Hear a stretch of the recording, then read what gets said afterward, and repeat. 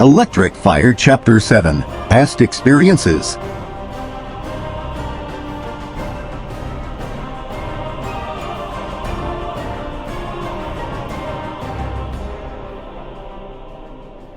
I look back at Sonic. He tried to protect me earlier, so I guess it was my turn. I got in front of him after he fell back. I had some dirt on me, but I didn't care. Who are you and what is your priority? I asked a two-tailed fox. Sonic just collected himself off the ground, brushing the dirt off his own blue fur. My name? Oh, it's Miles Proud, but I don't exactly like it much just to call me Tails.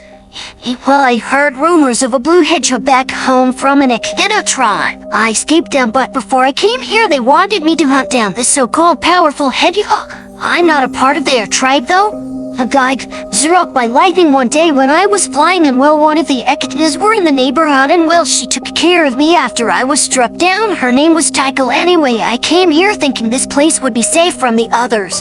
I was also kinda looking for the mysterious blue hedgehog they'd been talking about. Tails shifted a little as he spoke. I didn't fully understand or trust this young fox much, but Sonic seemed to understand what was said. I also sensed that his mood had swung a bit. Sonic stayed solid though, but then he dashed off to the house. Now I hear I was alone with Miles. Or Tails as he preferred to be called.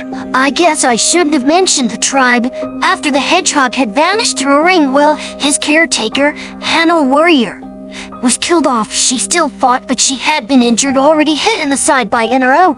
Sadness was in the young fox's voice as he spoke of what had happened to Sonic in his past. I now felt a connection with Sonic. We both had lost someone important. I didn't exactly have anyone. Tycho took me in after I got struck. She was one of the nicest Echidnas in the tribe. She wasn't like the others. She wasn't power hungry. I was abandoned by my own parents due to my extra tail. I sighed before walking to Tails, then stopping a few feet in front of him. I'm sorry.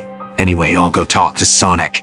You just go to the garage, or you can stay here where those drones can't see you. In a flash, I was gone from the fox's view. I was now in Sonic's room. I found him sitting up on the race carpet. Tom and Maddie were on both sides of him. He leaned against Tom's arm as Maddie gently stroked his ears, humming softly as Sonic whispered. My ears could barely pick up on what he was saying, but I could only guess that he was telling them about what had happened with Tails. Watching the three reminded me of my old home again. Gerald would often let me lean against him if something was bothering me. Mostly I did that after getting an injection. Needles scare me.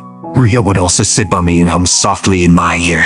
Usually it was one of her favorite songs, like You Are My Sunshine. I didn't realize I was starting to cry until I felt someone lift me up. I looked up to see Maddie. I didn't say anything. I was surprised, but I didn't struggle, knowing this human was kind. I saw her try and comfort Sonic for a moment before I got lost in my own memories. That's how I knew I could trust her. She brought me over to Sonic and Tom.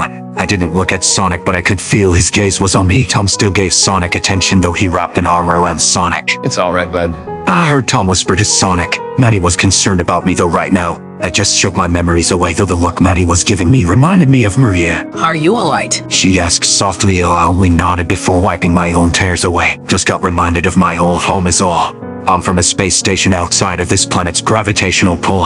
I was a science experiment. I forgot what my purpose was. My creator had a granddaughter that was ill. My creator was nice though. They were my family. I was separated from them after Gun invaded. They deemed my project as too dangerous. Maria, well, she died in front of me. I escaped from a prison or a base a few days ago. That's how I ended up here.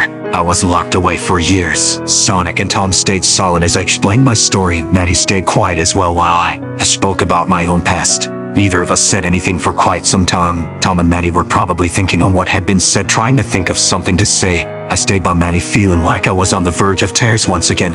I really missed Gerald and Maria, though I wanted answers as to why that had to occur.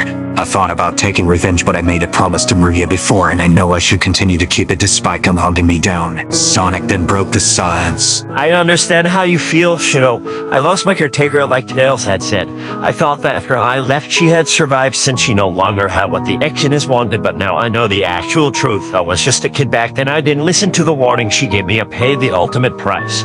I came here with only a bag of rings. I decided to live like she told me to stay hidden if found, go to another planet. I grew up trying to keep hidden, but I couldn't exactly keep away from anyone. I watched the humans from a distance, though I did venture out, and well, no one knew my existence except for Crazy Carl. I mostly pulled some pranks on him, dodging bear traps and the net traps he left out. Then there was that one night on the baseball field. I wish more than anything to have a friend. My life was very lonely after Longclaw was taken out of my life. I caused a power outage after my emotions got out of hand.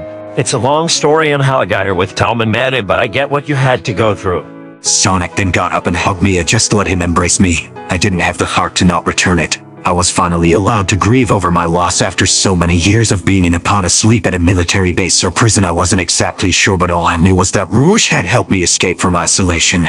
I wasn't exactly put through what Sonic had to go through, but I knew we both had lost someone who meant a lot to us. I never want to go through that again. I could tell Sonic didn't want to go through that either, though he had a nice family to call his own here. I don't know where I belong, but I know it isn't back in isolation.